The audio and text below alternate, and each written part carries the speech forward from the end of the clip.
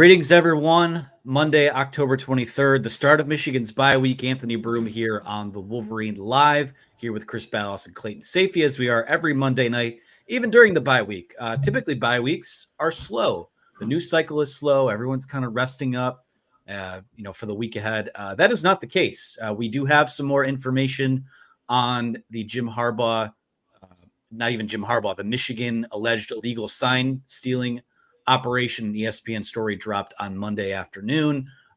We'll talk, I guess, some of the Monday press conference stuff a little bit later. And of course, we'll take your questions throughout today, especially if you use that donate button below to get yourself in the line. I know there's a lot of questions about what's going on and what's out there. But fellas, before we do a little bit of housekeeping and discuss the latest news, how's everyone doing on a Monday? Fantastic, Anthony. It's been a great day. Yeah, it's certainly interesting. I'm sure we'll get into all of it, but yeah, there's always something. So bye week, let's attack it. We got to attack it. Got to attack it somehow, whether by caffeine, by rest. It's probably not going to be rest, probably more likely caffeine. But we will talk about the ESPN story here in a moment. But first, I want to thank our presenting sponsor, My Perfect Franchise. Are you a displaced corporate executive wanting to put your career path in your own hands, or are you an experienced entrepreneur wanting to diversify?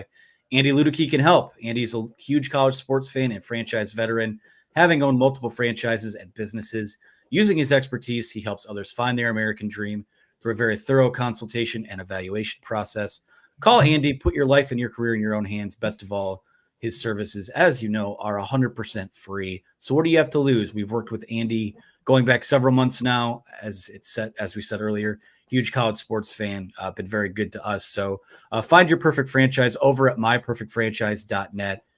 Get on the phone with him at 404-973-9901. And of course, head over to www.myperfectfranchise.net. All right, we'll go through the bullet point version of the ESPN story that came out earlier today and then go around the room for reactions to it. Of course, Connor Stalions, the Michigan staffer that was suspended with pay on Friday, according to reporting from ESPN's Pete Thamel and I believe it was Mark Schleybaugh, one of those guys over there. He said Connor Stalions purchased tickets in his own name for more than 30 games over the last 3 years at 11 different Big Ten schools. Stalions then forwarded, again, allegedly, the tickets he bought to at least 3 different people in different areas of the country. The NCAA is expected to receive video evidence this week of illegal tech that was used to scout in seats purchased by Stalions. One opposing Big Ten school claims that someone in the seat purchased by Stalions held a smartphone up at one of their games and filmed the home team's sideline the entire time. According to ESPN's reporting as well, Stalions purchased tickets to Saturday's Ohio State-Penn State game. They went, of course, unused, given what's going on. None of the tickets outside of the 11 schools, none of the tickets that the 11 schools sold for a game to Connor Stalions had Michigan as an opponent. The seat locations, ESPN says, had a pattern. They were somewhere around the 45-yard line and raised up enough for a clear view of the opposing sideline. Of course, a couple other things to note here from the ESPN story. In-person scouting in opposing stadiums was banned in 1994 as a cost-cutting measure. The second rule alleged to be broken was recording signals using audio or video means. It's not clear at this point if anyone else knew about it, who was funding the purchases. Those will all be things that the investigation seeks to trudge up, as far as if it was just Connor Stalions going rogue or whatever it was. Connor Stalions, according to the University of Michigan, makes $55,000 per year. And tickets can electronically be traced from the moment it is scanned to walk into the venue. And your name is basically on a list, not at all in like a boarding pass when you purchase a flight. So as we said before, Stalions was suspended with pay on Friday. Harbaugh released a statement on Friday saying he did not have any knowledge of the program illegally stealing signals, nor did he direct anyone to participate in it. So after the long-winded intro to this, Chris, you are kind of our point man on all this. So I would defer to you on what's going on and where it goes next. Yeah, basically, we've been kind of alluding to this, and I think Dan Wetzel, we kind of pointed to Dan Wetzel's article from Yahoo Sports about it last week, where he said, is this a gray area where can you have people going to games and giving you stuff? The rule says that you can't have staffers. I don't think that the NCAA will discern between staffers and a guy that bought somebody tickets in this situation. This isn't like a court of law where, they have to prove this and you broke the law type of thing. The NCAA kind of makes it up as it goes. And we know there's no love lost between the NCAA and Michigan. I don't think anybody would argue that. So that's number one. Number two, Connor Stallions, if he were to fall on the sword per se for Michigan, would that exonerate everybody else? And are they saying, okay, well, none of the other coaches knew about it. This was just a guy who went rogue. And if he did, what would the NCAA's response to that be? Recently, they changed the rules saying that a head coach is responsible for everything that happens in his program. So I don't think that means Jim Harbaugh gets off scot-free. Number three, if this is proven to be true, what's the penalty for it? Everybody's talking about, they're going to vacate games this year and they're going to do this and they're going to do that. And I'm thinking, well, is videotaping a game a level 2 violation? And would this amount to 30 level 2 violations? And if that's the case, then what's the precedent for that? So that's what I need to know. And that's what I don't know. None of this really surprises me. Once we heard about what happened about Connor Stallions being evaluated, we kind of got the background on the story here. Like, okay, it could be that he had people sending him video from games, not that he was necessarily at games. So what is the penalty for that? So that's going to be interesting to see how that plays out. As somebody else said to me and texted me, only Michigan could get in trouble for stealing signs that are available to 100,000 people at every game each week. To me, there's just really no reason to do this. And if the kid is overzealous and doing this, a lot of these signals you can get from TV copies from all 22s. You could have somebody in the stands of a different team videotape stuff and send it to you, and it's not illegal because you didn't organize it. Now, if you organized it, then certainly that if a staffer organized it, then you're talking about gray areas here that you probably should not have wandered into.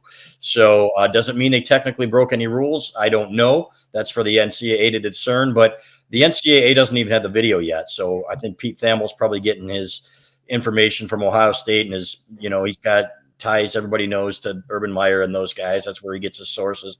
So a lot of the stuff that's being leaked is coming from Michigan rivals as well. So it'll be very interesting to see where it goes. What I said last week when everybody was like, this is a witch hunt, so on and so forth, I said, okay, let's wait and see, get more information and see what the evidence is. Now I'm going to say the same thing, is let's see what the evidence is and see where it goes. If there's a paper trail that brings it back to the Michigan coaches or something like that, then yeah, I think they're going to be dealt with accordingly. This reeks of jive turkeys based on where they're getting the information. When you look at, this bombshell from Pete Thamel about, Connor Stallions had purchased tickets on both sides of the Ohio State-Penn State game at Ohio Stadium, seem to have that information pretty easily. And then, as some teams give it up, then maybe others are as well to him. So I think that's interesting for one. I think the second thing is, so what this report basically says is, at the very least, there's no evidence that he was, personally in-person scouting. So I think that takes that one of the two rules off the table unless new evidence comes to light. And two is it illegal to do this? And I mean, I guess the NCAA, it's total BS if they're going to make up rules on the fly. I'm not willing to brush that off so easily either. So if Michigan may have found a loophole, or not even a loophole, something that technically might be within the rules, then I don't think they should be punished for that. So, I think that I'm still waiting to see what comes of that as well. And even if other people did know, if they didn't do anything wrong, technically by the letter of the law, maybe not the spirit of the rule, then doesn't matter who knew either. And then the third thing is, to me, is how severe is this? If they were doing it, if it was against the rules, how severe is it? And you can go back to the NCAA, which put together a working group to look at different rule changes potentially. And the working group on this rule change they were considering getting rid of the rule against in-person scouting. And they said, one, that they're not going to do it because it's not of national significance. And two, this is a quote from that working group, that widespread availability of video would suggest minimal competitive advantage would be gained from in-person scouting. It would be offset by the coach's diversion from other coaching responsibilities. So basically similar to going back to 1994 when they made that rule change initially, because, hey, you don't want some schools that don't have the funding to be at a competitive disadvantage in that way where, hey, they can't fly out to, a different game or whatever. So there's really the three angles to it. And I do think with it being Michigan, with it being Jim Harbaugh, with Michigan already being under NCAA investigation, a lot of people are kind of jumping to the conclusion that if they are caught doing this and if it's proven and if it is a violation, that it's, of the absolute utmost severity. I'm not exactly sure, but, you read that and you start to kind of think to yourself. So, I don't know for sure even how I think, I'd have to think it through and really talk to people about what kind of advantage that could give you. Because like you said, Chris, TV copy, all 22. I mean, everyone's trying to get everyone's signs, and everyone, Ohio State is trying to get Michigan signs legally and all that. So, it's probably not that much of an advantage, even if they were doing it, but there's still a lot that needs to be kind of proven in between that. And those are incredible, great points. And the one thing I would say here is what you don't know is what the NCAA is going to do to try to make an example of Michigan, right? They've come on with this new president. They're going to think about cracking down hard. You look at what happened at Tennessee, you look at what happened at Kansas. These guys get off scot-free for lots and lots worse. And I'm not excusing anything that Michigan did wrong here. I don't think that it was necessary. I don't think you should even wander into gray areas, even though it's, it's tough to compete if you don't. At the same time, we saw what this team just did to Michigan State, which knew that, they knew that Michigan had their signals. They changed everything up. And Ohio State said the same thing last year. We knew that Michigan was scouting our signals, and we changed them before the game. So no, it did not lead to Michigan thrashing Ohio State or Michigan State, right? So they didn't need that to beat Michigan State. No, like I wrote, they could have given Michigan State their defensive and offensive signals and still won that game by 4 scores. But what's the NCAA? Are they going to crack down on Michigan because they have they have it out for Jim Harbaugh? And I don't think I'm being unfair in saying that. Okay, national pundits are the ones that are saying this, not exactly us. And so at the same time, it's a bad look, and I'm not going to try to discount that at all. I don't think it was necessary. I think the kid was certainly overzealous. If he did act alone, it was something that he shouldn't have been doing. No matter what the law says, you kind of get the feeling, there's something that's not right about this, in my opinion. Can I add a couple things to that, Anthony, real quick? Go for it. One, somebody on our message board brought up the great point that if you're Ohio State and you're leaking this, it almost would have been better from a competitive standpoint to not leak it and kind of use the info that, hey, we know that they're really good right now at stealing our signs to their advantage, kind of like how, from what we've heard, Michigan has done with changing up its signals in some of its biggest games. So that might have been actually hell out of Ohio State because of it, probably. Right. I mean, it certainly helps. And guess what? Teams are doing that on a weekly basis.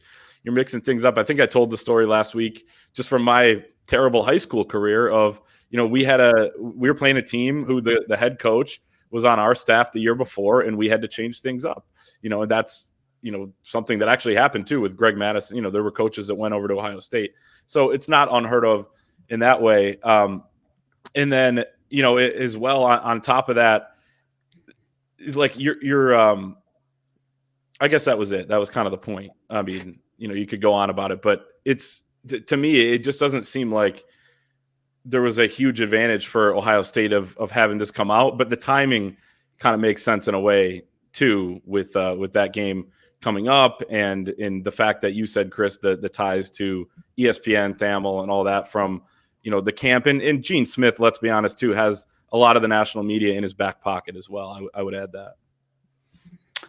Yeah, for me, I mean, I'll be straight up. I don't like to come on here without answers. So instead, I'm just going to ask a few questions that I have, and doesn't necessarily necessitate an answer from anyone here. But one, again, you guys sort of addressed this, is what would the benefit of going or having someone at games in person be over, if you go back, some of these games that are on Peacock now, or that wind up on the streaming apps, that's 4K copy. I mean, that's as clear as it gets in terms of seeing opposing sidelines. And I get that it's not 3 straight unbroken hours of signs coming in and things like that. But I do wonder why. I mean, that's my biggest question here is why. Is it a guy that was just trying to prove his value to the coaching staff and do it on his own dime. He's well reported that he's traveled on his own dime in the past, to be an asset or to go to Michigan games, to do things that paints him in a good light for the coaching staff. I mean, for me, it's the why of it. Like, why would that be necessary? The other thing is, what's the extent of who knew what? I don't know that anyone really knows that right now.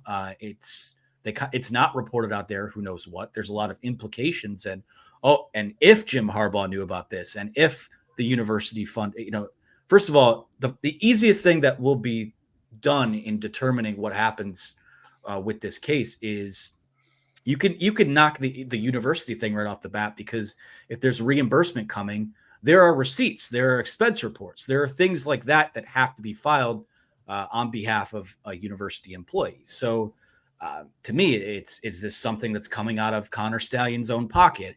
Is someone paying him under the table? What does that look like, first and foremost? And I guess, it's that, and what's the extent of who knew what? I think it's pretty clear that Connor Stalions is not only going to have to fall on the sword. I think it's probably likely he winds up, in the rosiest possible outcome here.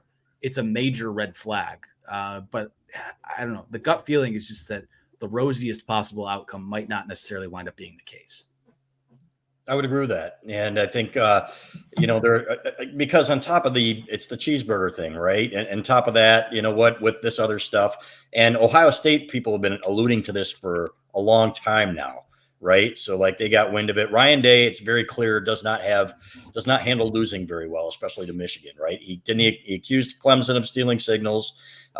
He accused somebody else of stealing signals. Now he's, accusing, whatever. So as if they don't have people trying to decipher other people's signals as well. We know what happens everywhere. Some people are better at it than others. If you're doing it legally, there's certainly nothing wrong with it. It is part of the game. Lloyd Carr used to be so paranoid about it that he would change signals during games at times, I was told. So if you're not changing up your signals, and there was one of these teams that hadn't for 4 years, they didn't even need to scout their signals because they saw the same thing every year from one of my sources. And it's like, all right, we know what they're going to do. Some guy points to his boot, and then it's a bootleg. Oh my God. There's a tough one to crack. That's like 8th grade type of right, stuff. Exactly. That's not even 8th grade. That's 5th grade stuff. Yeah, true. True. So there's that. So it's really on you, number one. But does it look bad to people? Absolutely it does. And I would think, the same thing. It's like, all right, would it surprise me at all if I heard that Ohio State was, putting people behind Michigan's bench or on the other side of the bench? No, in fact, I'm sure they probably do in a stadium of 100,000 people. Yes, they are going to have people there, and they are going to have people watching. They're probably doing it a little bit better than paying for tickets and swiping a card and stuff like that. So, but it's up to you to change your signs. And if that somebody's stealing your signs, like they did apparently, Don Brown's defenses, they didn't decipher it, and they ran. Don Brown had 4 plays though. But yeah, that's true. And somebody told me, and I don't think this is true, but 1 was zone and 2 was man, and they put the tight end in motion and they'd know what they were running. So you know what? That's on Michigan. And I never said, hey, you know what? That's on Ohio. That's, oh my God, Ohio State's stealing signals. But remember when they put the big banners and for the Outback Bowl behind the benches because they thought somebody was looking behind, and stealing signals. There was a reason for that. So there's no reason that Ohio State should have had their highest scoring outputs against Michigan in those 2 years. Period. End of story. And part of it, was what Don Brown run man against those receivers and stuff like that. But it certainly seemed like they knew where to go with the ball on every play, and that's on Michigan, right? So, but yeah, it is what it is. And it's unfortunate. We'll see who else is implicated here. If the coaches are implicated, you know what? If we're to come out, for example, that Jim Harbaugh or an offensive coordinator or defensive coordinator or anybody said, hey, Connor, I need you to go to this game. I need you to videotape this, even though they knew it was against, or get guys to do it. To me, that's against the rules, coming from them saying, hey, you know what? It might not be a staffer, but it's somebody that's set up by a staffer to do it on there. To me, I don't think the NCAA will distinguish between that in this case. And I'll say this too. So Anthony and I were at an event earlier, and the bombshell comes out as we're in the parking lot there walking out, and we're like, oh my gosh. And then you read it and you're like, I think everybody that read this and a lot of Michigan fans had the same reaction where you're like, he was buying the tickets in his name. But part of me, as time goes on, it's only been a couple hours here, but part of me kind of thinks that him buying him in his own name, and especially a couple things. One, maybe there wasn't, maybe the chain of command and not everybody may have been aware of this because, I think if they were, and if they were purposely breaking a rule, I don't think Jim Harbaugh or anybody that would be directing this is dumb enough to be like, to leave this sort of paper trail. That's one thing. And then two, on the idea of a gray area or a loophole, it feels like, okay, well, we're not really paying them technically. Maybe we're just buying the ticket. I'm giving someone a ticket. You're receiving information. I'm not saying that's even within the rules. That's obviously something the NCAA can decide. And it seems like it is it's up for kind of interpretation there a little bit. But I don't know. Part of me thinks that it might have been a little bit more calculated that he bought him with his own personal credit card or whatever it was, and they put him in his name as well. Even though my first reaction was like, what is this guy thinking? If you're going to be doing it, it seems so obvious, but maybe there was kind of more to that aspect of it, I think. I don't know. I mean, I don't know the tactical advantage of putting in your own name as it pertains to that, especially when you're going into Columbus, when they're already going to find ways to accuse you of whatever, because that's how they wrap their head around. I guess my point there is that if you had the person buy it and you paid them as a reimbursement, maybe that would look more like a payment. I guess you would say with actual money. I mean, maybe that's part of the loophole. Yeah, I want to. We got a couple questions on the board about this. How would it be possible for them to have video evidence of that? Like I said before, like when you buy a ticket to a game now, like essentially your name goes on a list of the people that are there in attendance for security purposes. It's just like buying a plane ticket or a train ticket or what have you. And in a lot of these stadiums, and I don't know how many venues in the Big Ten are outfitted like this, but like if you go to an NFL stadium, Ford Field, for example, they'll take you back into that security room on a tour, and you can literally type in a seat number of, on game day, and they have hours of footage of, you picking your nose in the seat or eating popcorn in the seat. So like, damn it. If there's George Costanza with the ice cream. Yeah. Yes. Sorry about that, guys. If you're getting wild at Lions games or whatever, but I mean, it's not, if there's evidence of this, it's not going to take that much of a sleuth job to find. Like, it will be there.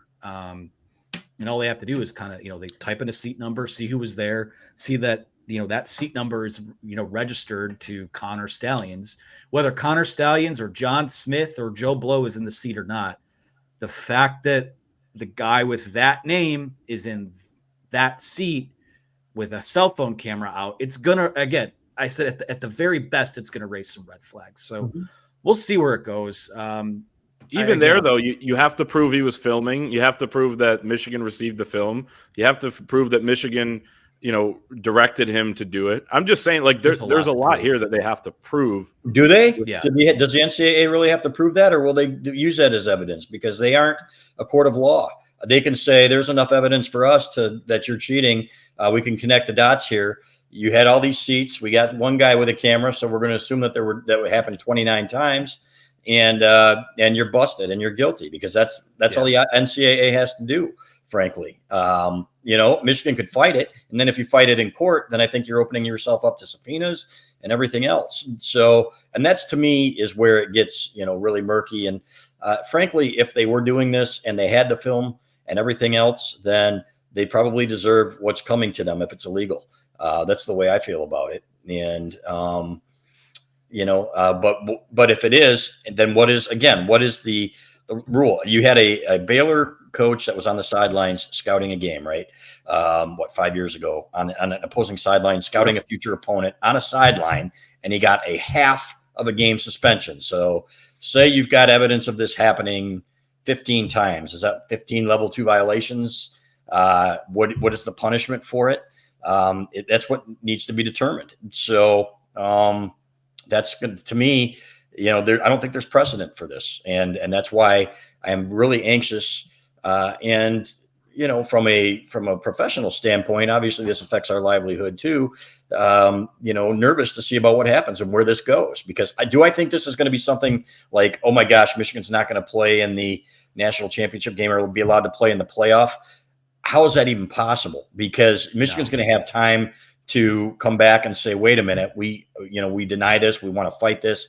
These cases usually take years. Are you telling me that the NCAA is going to say, okay, this is evidence that we have enough here from this one cell phone video or a couple cell phone videos of guys that you purchased seats for recording video that we're not going to let you play in the championship game and play for, I can't see how that's possible. It's a good point to keep coming back to.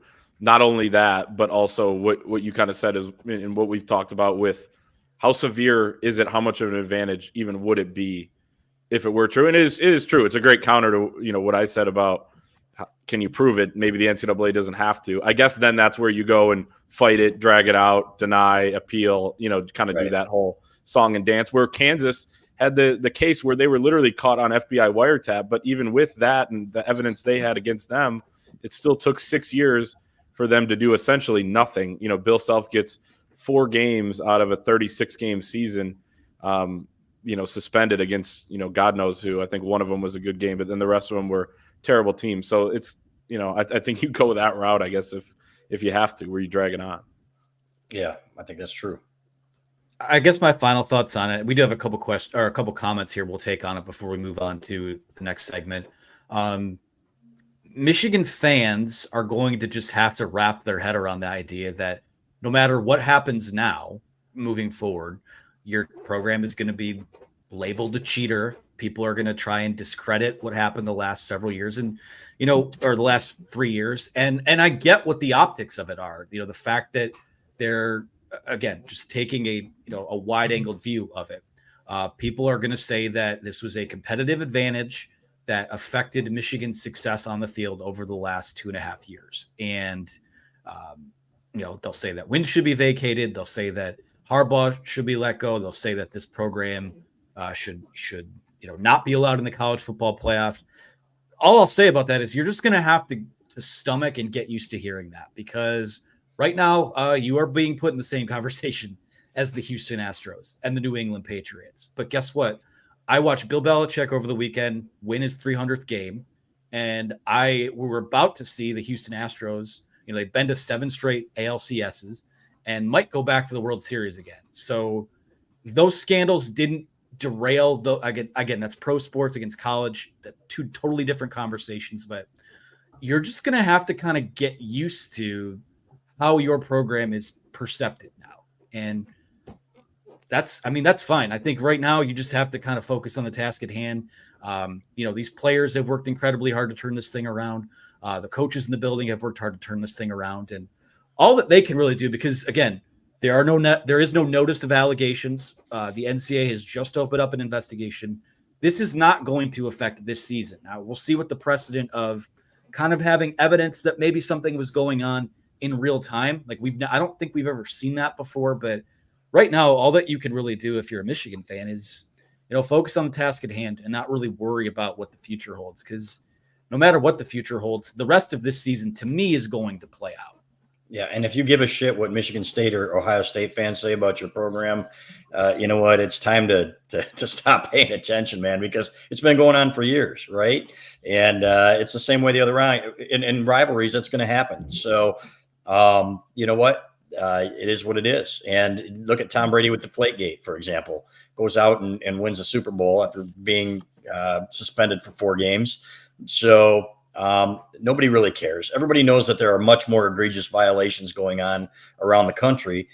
A lot of people hate Michigan. When you're on top, people are going to hate you. It's like the New York Yankees, right? So they're going to point to this and say it's the worst thing that ever happened in college football, when specifically and technically there aren't even any rules against it. And the only reason that there are rules against it is for cost cutting measures. Otherwise, everybody would be doing it, and everybody's doing it anyway. And again, that does not excuse what they did in terms of a coach buying tickets for it in the spirit of the rule or whatever. But you know what? If you've got a neighbor that is, blabbing, hey, Michigan, what's this with Michigan? You say, hey, have a nice day, Jim. Go get your garbage or something like that, and ignore the guy. That's the way I view it. Yeah, and Anthony, kind of what you're speaking to there is the reputation, and I think part of that is why some of these opponents, namely Ohio State, would be so willing to come out and be like, okay, at the very least, we're going to pay Jim Harbaugh, who we hate. I mean, they hate him to their core at Ohio State. They hate him more than anything at Michigan State. They pretended for years they wanted him, especially at Michigan State, to stick around. And, Ohio State tweets, positively when he signed that first contract extension, all this stuff. Then he goes and beats them. They hate him to their core. They hate Michigan to their core. So at the very least, I think they're like, okay, we'll leak this. We'll make this a thing so that their reputation takes a hit and so that we don't look as bad for losing to them, frankly.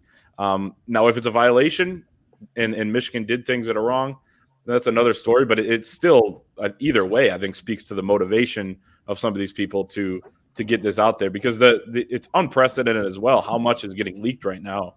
The NCAA can do it. We saw it in the prior case. Maybe they're doing some of that right now, and we're certainly seeing it with schools. I mean, how ESPN has this much detail of information is pretty stunning.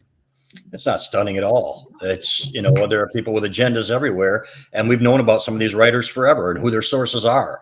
And frankly, they should recuse themselves, or at least try to be a little bit more balanced, is the way I would put it. I mean, like I'm right now, I write for the Wolverine.com. I write for a Michigan fan site, but I'm willing to acknowledge that there could be some wrongdoing here, and that it's a bad look, right? So it depends. A lot of it I've listened to the national media. The guy that I'm really focused on here is Dan Wetzel. His opinion means something to me, and has, going back to the Fab Five stuff. He was absolutely right in the way Michigan handled that. There was no excuse for it.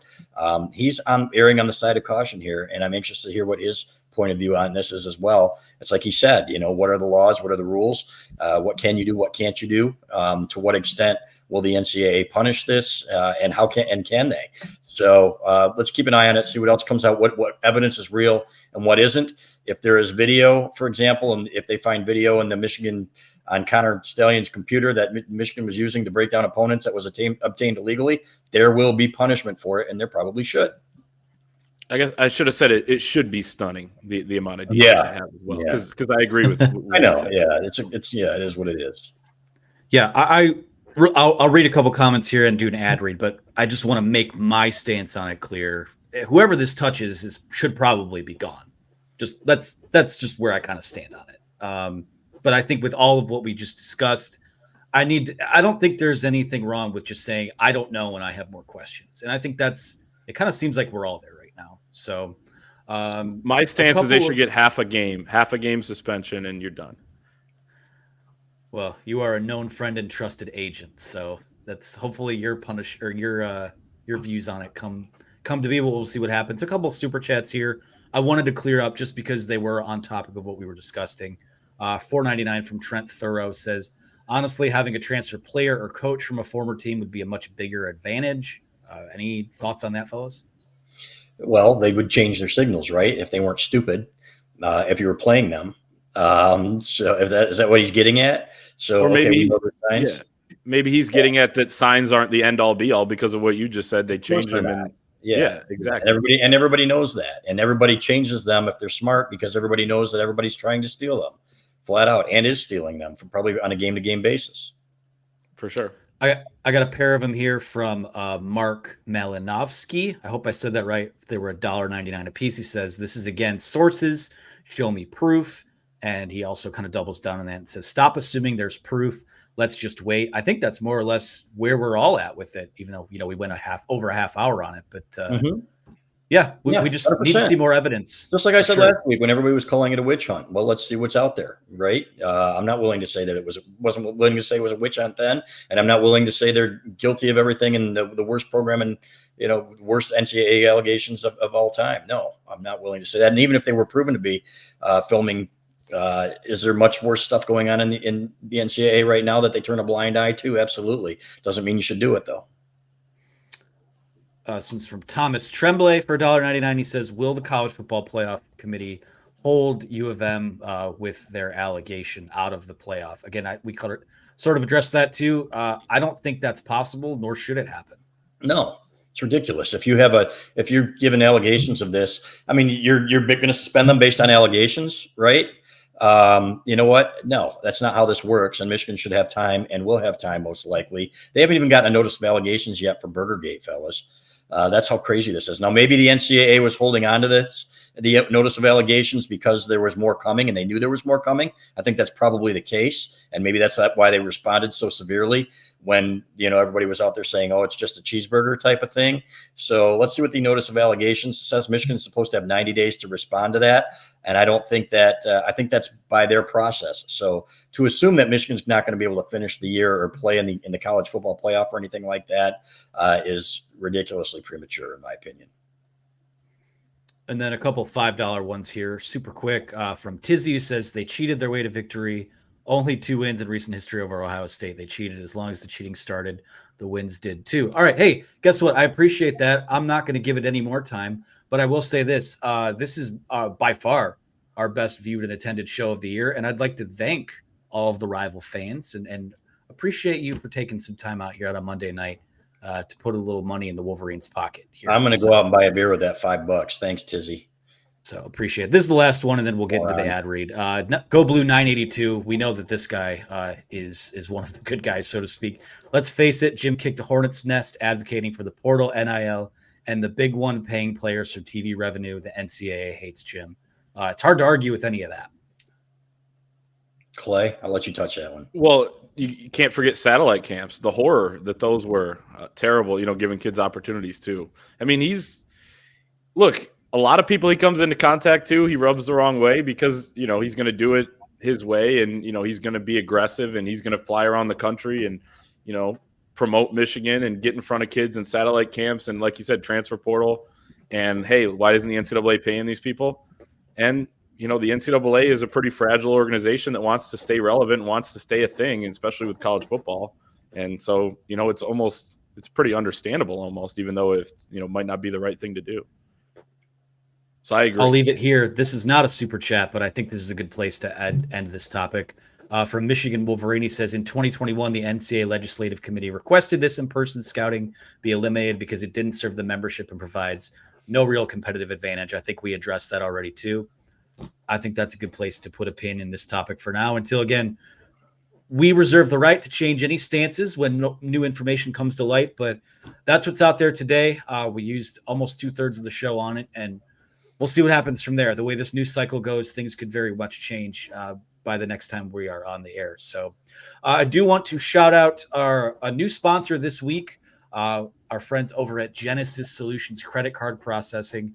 We have a new advertiser. It's our buddy John West, your credit card processing solution. Business owners, modernize and improve your business with Genesis. It's guaranteed to improve your rates. Their cutting-edge system seamlessly integrates with QuickBooks and most point-of-sale systems. This integration will save you time, money, and effort. Genesis is one of the few processors who still offer different forms of cash discounting, where you can offer a cash price and credit card price so you never have to pay for credit card fees again.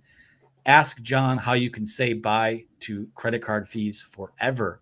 Genesis is a natural processor with accounts in 41 states and growing. They proudly serve every type of business with credit card processing, including online businesses, accountants, auto repair shops, plumbing services, lawyers, dentists, restaurants, and many more. Whatever your industry is, they have a tailored credit card processing solution to cater to your specific needs. And applying is a breeze with their simple online application. So don't wait another moment. Seize this opportunity now and revolutionize the way that you process credit cards. Join Genesis Sourcing Solutions today and take your business to the next level. You can call John West over at 847-691-6388 or visit him over at gensourcing.com. That's GENSOURCING.com. Thanks to Genesis Solutions Credit Card Processing. Felt like I was in the Scripps National Spelling Bee there for a second, but what do you think, fellas? On to questions for the rest of the way. Yeah, let's talk first a little bit about the 49-0 ass whipping of Michigan State, though. We don't want that to get lost completely here, do we? There was no sign stealing in that game, and Michigan just dominated from start to finish. It looked like a varsity versus a JV team out there. I almost felt bad, frankly, in the third quarter. I was actually getting a little bored and saying, "Can I start writing now? Can we just get this over with?" There wasn't almost wasn't any pleasure in it, seeing how scared Kate Hauser looked back there against that Michigan defense. Anybody? No, I agree. I agree. I mean, that was because we came in, we talked about it Thursday, right? How like, okay, Michigan State, they're going to try a trick play. Even Mikey Sanders said that on his TV interview after the game. He's like, he thought about it for a second. He's like, actually, they didn't run any, but I'm surprised they didn't. They could have had a path there to keeping it competitive for a while, right? But Michigan just played so well on both sides. I mean, the defense pitching that shutout, even the backups doing what they did. But then the offense, just the juice of that pass game right now with the tight ends and everybody. And I thought Sharon Moore, going back and watching the game again last night, did a fantastic job of finding the right matchups for those tight ends, wide receivers. I mean, at Roman Wilson's touchdown, he had Jordan Hall, true freshman linebacker, on him. The tight ends had either a linebacker on them, and they'd get past them, and JJ would find them, or they'd be posted up on a safety, and they're just too big and physical for them. So I thought the offense did a great job as well. It was 49-0. It could have been worse. You could have scored at the end of the half there, and we asked Jim Harbaugh about that after the game as well. He thought the same thing. Donovan Edwards was moving back, and maybe he hadn't even looked at it yet, but there were more than 10 seconds on the clock too before the runoff. So it could have been worse there, and I didn't really feel bad for Michigan State, but I did hear somebody within the program say, and this is just one person's opinion, that was the worst team they've played. This is somebody on the offensive side of the ball. I don't know if that's true, but they made it look that way on Saturday night for sure. Yeah, I went back and watched the game yesterday, as I do with all of Michigan's victories. Never the losses, of course, because there haven't been many over the last few years. What I saw was, again, just clinical wire-to-wire domination. I mean, there was never any shot that Michigan State was going to make this a game. And I know last week, there was, don't be surprised if it's close. I wrote that, hand to God. I didn't realize, I thought that Michigan State had a little more talent than this, but, you don't need to, it was just so clear. Like, you talk about going into the week that two programs going in completely opposite directions. I mean, it's the most lopsided home loss in the history of Michigan State football. Think about that in the storied history of Michigan State football. They've had a lot of bad losses. Yeah. Yeah, they've had a lot of bad losses. Never won quite like that. They came into the year looking to celebrate 100 years at Spartan Stadium. And again, by halfway through the third quarter, all you saw was maize and blue and silver bleachers. That was it. Michigan State fans didn't stick around for that. So again, I mean, to me, we've talked about all year that when you play the schedule that Michigan has, it's important for it to look the way it has. And Saturday, I thought was after going back and watching it, I mean, their most complete, their most suffocating effort yet. Talk about that boa constrictor mentality, right? Just it's hard not to be, even when you're beating a team's ass, there are still ways to be impressed. And the way that this Michigan team is firing on all cylinders, and quite frankly, the way it kind of just internalizes, the things that are being said about them, it's hard to not be impressed with the on-field product. Mm-hmm. And shout out to the fans that were there too, the Michigan fans. I mean, they took that place over. It was as significant as anything I've seen, even on TV, from a road takeover standpoint. I thought it was about 80-20 at the beginning of the game. And I always think people overestimate a little bit the road crowd, but the Michigan State fans quickly filed out, and Michigan fans moved up and had a couple family members in the audience. I mean, they just said it was like the time of their lives out there. So credit to them for what they did. That was that'll happen. Elite programs take over neutral site and road environments, and 3 road games down. Michigan's done that in all 3, especially on Saturday. Yeah. Clay, sorry it blocked your mouth out here, but we had a super chat from Josh Nelson. That's for $1.99. It says 49-0 and MSU changed their signals. Come on. It could have been 78-0. It could have been like the Rutgers game a few years ago. They should be thanking Jim Harbaugh for showing mercy. Yeah, if Michigan knew what was coming, it would have been 78-0 if they would have had those signs. Oh, Lord. Well, gosh darn it, MSU did what anyone should do, is they changed the way they call signs in and had a backup quarterback, I believe, send him in with an orange vest on. So yeah, for a little while. For a little while. Yeah, then whatever. This one's from JC. Of course, can't talk Michigan State game without talking about how well JJ McCarthy played. probably the best game of his career, just from a feel, just from an execution standpoint. JC for $5 says, today Klatt said JJ would get his Heisman vote. Do you guys see him as having a legit chance to win the award? He's the betting favorite right now, so it's more than a legit chance. I mean, he's the favorite right now. I absolutely do. And I think, everybody looks at this game and the score and says, what Michigan just steamrolled them. It took a lot of third and longs, guys, in that first half to keep it alive. And it was J.J. McCarthy that was doing it. There were times that he had to go to his third check down and stuff like that. He had to escape some traffic in the pocket and everything else, but he did it. He is the difference on this Michigan offense this year. He is really the guy that's straw during the drink here.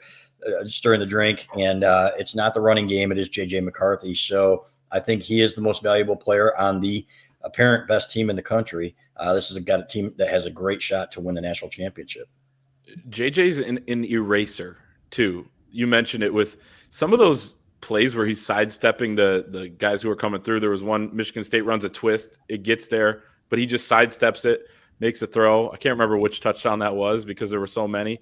But, I mean, he is going to be what takes this team to the next level if it does get to the national championship or win the national championship. And I think, I would bet on him too at this point right now, at least to win the Heisman, at least be in New York as I predicted before the season, because timing's everything. You just saw a couple of those guys that are right up there, Penix, Caleb Williams, have bad games. You also have J.J. McCarthy, who's been pretty clean all year, minus the Bowling Green game, and he has two huge matchups coming up. Top 10 games that everybody's going to be watching, including the one that carries the most weight, really, historically in college football history. Michigan's Heisman winners, they all have huge games against Ohio State, kind of stamps it. We all know the Hello Heisman call. So he's going to have that opportunity here with two huge games, and that maybe other guys won't have. So it's looking pretty good for him. But like he said today, he couldn't care less. He said he could care less. That annoyed some people on the message board. But he said all he's been thinking about since he was growing up is putting rings on his finger, not winning awards. And it's almost like his personality and his mentality is too good to be true. But I believe that kid, based on all the things we've seen from him. So he seems to have the right mindset too. This is a good, speaking about J.J. McCarthy, have to go to the flip side with the run game. We have a $9.99 super chat from Lori O, who says, thank you guys for keeping us informed. Should we be worried about the running game? I'm a little bit worried, yeah. They had, again, I think 9 or 10 ineffective runs, as Jim Harbaugh calls them, of 3 yards or less against a Michigan State team that got rolled by Rutgers in the fourth quarter. They got run over, frankly. It's, it's just not as good as it was last year. And, yeah, some teams are doing more to take it away, but at the same time, they aren't getting to the second level as much. I talked to Doug Skeen about this on our podcast on Sunday. He said some guys are spending too much time on double teams, not getting to the second level. There just isn't the same level of push. Do I think there are some things that they can and will change up against the better teams on the schedule? Absolutely. So we know that the running backs are good. It's really up to the offensive line and for the backs to break a few more tackles and some of the plays to get these guys in space, in my opinion. Yeah, I agree. And I think you're probably going to lean on Blake Corum more in about every situation too, in some of those bigger games as well. And I also think too, when they're throwing the ball like they did on Saturday, you're not going to just, they ran it a fair amount, but you're not just going to hammer away. And really what the Michigan run game did the last couple of years is they kind of wear you down throughout the game. And then by then anyway, with this team, they're up so big, the starters are out. So I think that might be part of it too. But yeah, no real big runs in that game. And it's kind of been a theme this year. So I'm not overly concerned, especially because what's going on with the quarterback play and how the receivers and tight ends are playing. But it's definitely not as good as it was the last couple of years.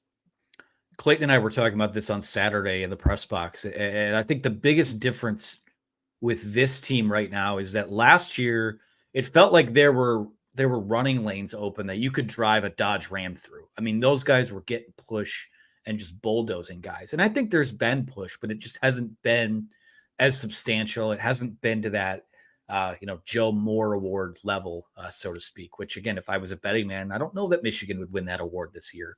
They've been solid. They've been pretty good, but not to that elite level just yet. And there's plenty of time. I mean, November football is quite literally around the corner now at this point with those big games. So we'll see. I mean, concerned. I mean, I just feel like at some point, like last year, you were going to need the passing game. The run game was so good. And then when push came to shove, you needed your pass game to kind of deliver you to that next level.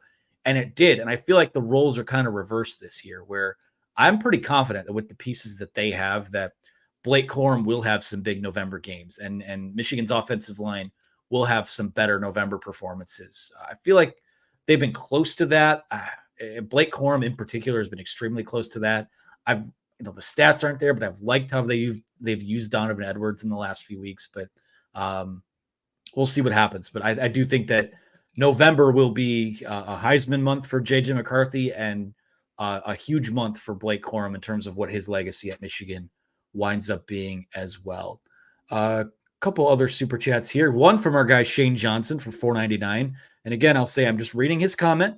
He paid very good money to be displayed on the screen. He says, Pete Cockroach Thamel, aka Ohio Homer. Thank God Dan Wenzel booted him from his great podcast. Ordered my Michigan versus everyone shirt today, but M and any involved is so sad. So that's what Shane has to say. You're muted, CB. You're still muted. All right, there we go. So I don't know what the last part. Yeah, Dick. I don't know what the last part means, Shane, but here it is. Like I said, I'm anxious to hear what Dan Wetzel's opinion is on it. I want to listen to the unbiased national media guys, especially after this comes out, and hear their takes on it, because I am interested to hear unbiased opinions on this. We're not going to get them, obviously, from some of the homers in the media, or some on the other side, some of the the guys that are looking for reasons to bring Michigan down. So I'll be interested to see what some other guys say. Have a lot of super chats now. They're kind of rolling in. I mean, keep them coming, folks, if you'd like to. Want to take one that's not a super chat really quick, though. Jacob Phillips, just a comment, says, you guys rock. Keep going. Go blue. Thanks, Jacob. Thank you, Jacob. We love you, man. Also, there was one from the message board I wanted to hit on super quick, because it does go in line with one we got on YouTube. This is from Strainer, who says, how can cell phone footage, assuming filming was done with normal phone, be more reliable than the All-22 or any other footage? It sounds like the tickets were still pretty high up relative to the sidelines. There's a comment on here from Thorne, who says, cell phone footage will not allow an editor to zoom in. Sony's 4K is still not going to reveal anything. As a cinematographer, they would need a monopod with a 300 millimeter or doubler, and still the lighting. So they can get stuff, guys. Come on, let's not be naive here. If they're holding up a phone for the whole game, then they understand that they are seeing something, and it's something that they can decipher. They're not just going to do it for 4 hours for their health. Yeah, I would agree with that. Just thought it was interesting to throw in there. Let's go. Quick comment from Blue Wolverine for $1.99 says, level 2 violation at most, like Baylor. Calm down. Again, it's too early to make statements like that, but need more information. Go Blue 982 is back in with a $5 super chat. I'm one of the good guys for sure. I'll be up from Florida to see the Purdue game. Can't wait to see how this feels them to punish the rest of the Big Ten. And of course, it was announced today. Purdue, NBC next Saturday night, 7:30. So one more night game at the Big House to close out the season. Yep, that's great, and it'll be great to see you there, man. Let us know. We'll use your $5 to buy you a beer. We'll send Clayton over to meet you. That's Clayton right. Over. I like beer. That's my official statement. All right, let's wrap her up, fellas. Anything else?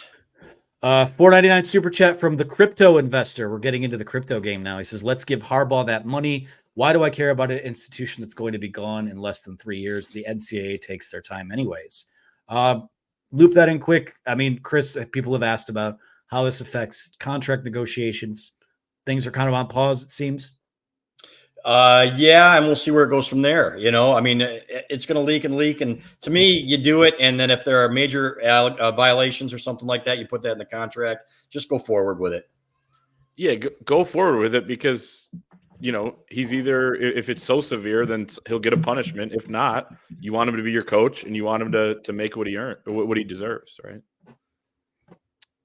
Don't disagree with any of it. Last comment here from Kells Uncut for $2. Got a lot of new people here today. Be sure to hit that like video, or the like button on the video below. Subscribe to the channel. Got a lot of new viewers on this one. Says Kells says worst case scenario, level 2 violation. We saw a similar comment like that. So thank you, Kells, for the super chat. Fellas, I think that's a good place to wrap up. A lot to discuss this week. It's a bye week. I know both of you guys will be traveling. Going to do our Thursday podcast a little earlier this week. We'll get that one in the hopper. So that'll be the next time that you hear from the three of us. But be sure to like and subscribe, as we said earlier. Thanks to our sponsors over at My Perfect Franchise and Genesis Credit Card Solutions. That's going to do it for us. One last super chat from our guy, Go Blue 982.